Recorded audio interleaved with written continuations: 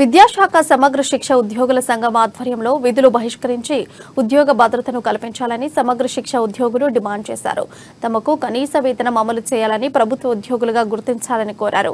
ప్రభుత్వ రంగ బెనిఫిట్లను సమగ్ర శిక్ష ఉద్యోగులకు వర్తింపజేయాలని తగిన డిమాండ్లతో రిలే నిరాహార దీక్షలు చేస్తున్న సమగ్ర శిక్ష ఉద్యోగులతో మా ఉమ్మడి వరంగల్ జిల్లా ప్రతినిధి Ponnaganti Swamirao face to face.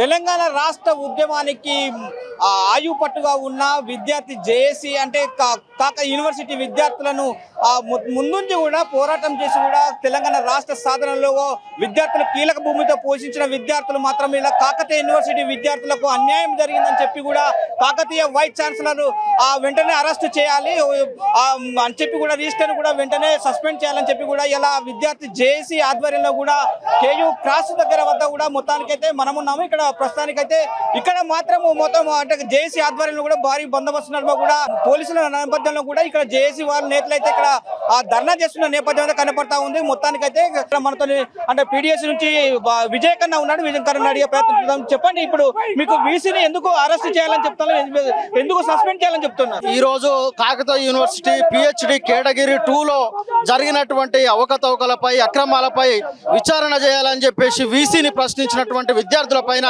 పోలీసుల చేత థర్డ్ డిగ్రీ ప్రయోగించి టాస్క్ ఫోర్స్ పోలీసుల చేత అత్యంత పాశవికంగా దాడి చేయించడం అనేటువంటి జరిగింది.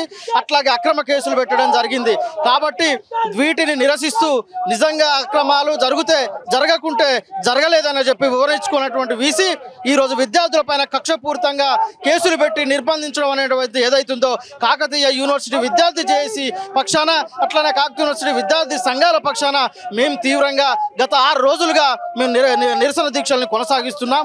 ఈరోజు వరంగల్ జిల్లా ఉమ్మడి వరంగల్ జిల్లా వ్యాప్తంగా బంద్కు పిలుపునిచ్చి ఈ బంద్లో భాగంగా ప్రధానంగా యూనివర్సిటీ రిజిస్ట్రార్లని రాష్ట్ర ప్రభుత్వం బర్తరఫ్ చేయాలని, అట్లాగే అక్రమాలు జరిగినటువంటి కేటగిరీ 2ని వాళ్ళు న్యాయ విచారణ చేసి మళ్ళీ సెకండ్ లిస్టు పెట్టాలనేటువంటిది ప్రధాన డిమాండ్స్ తోటి ఈరోజు బంద్ కార్యక్రమం జరిగింది.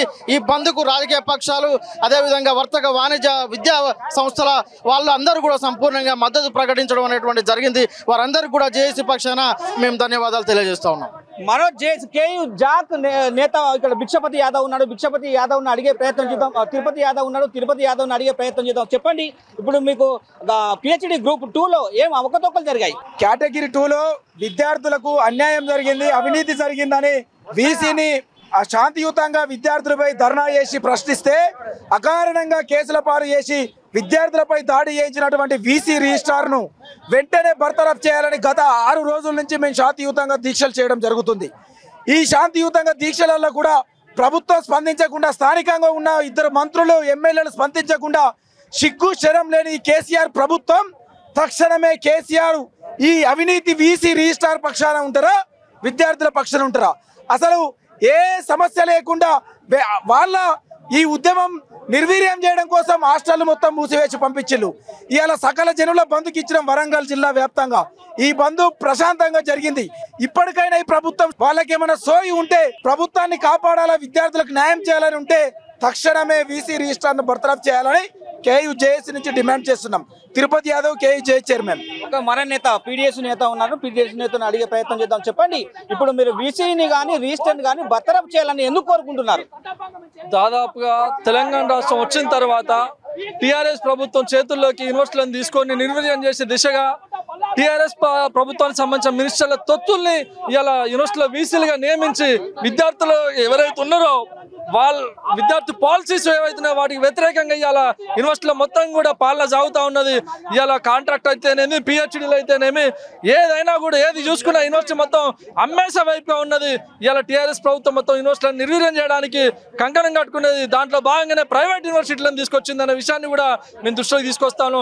ఈరోజు ఏదైతే పిహెచ్డి కేటగిరీ 2లో అవకతవకలు జరిగినాయని చెప్పేసి ఆడికి వెళ్తే విద్యార్థుల మీద అకారణంగా పోలీసులతో దాడులు చేయించి కొట్టించి వాళ్ళ ఎముకలు విరగొట్టినందుకు 6 రోజులుగా మేము దీక్షలు చేస్తుంటే టీఆర్ఎస్ ప్రభుత్వం స్పందించలేదు. జిల్లాలో ఉన్న మంత్రులు, ఎమ్మెల్యేలు ఎవరు స్పందించట్లేదు. అంటే దీని వెనకాల టీఆర్ఎస్ ప్రభుత్వం ఉందనే విషయాన్ని మేము బలంగా నమ్ముతా ఉన్నాం. దాన్ని ప్రజల్లోకి తీసుకుపోవడానికే ఈరోజు బంద్ని ఇవ్వడం జరిగింది.